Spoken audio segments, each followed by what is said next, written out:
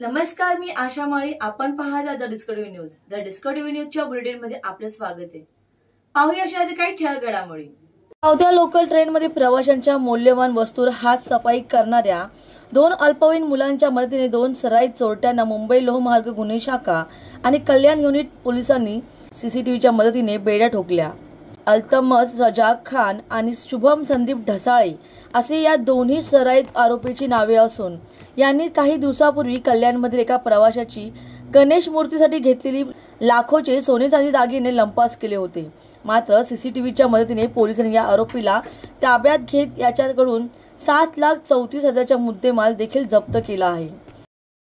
The bureau report, discovery TV news. तर या होत्या डिस्कव्हरी न्यूज. तुम्हाला आमच्या संपर्कात असल्यास स्क्रीनवर दिलेल्या क्रमांकाशी संपर्क साधू शकता. 93884040.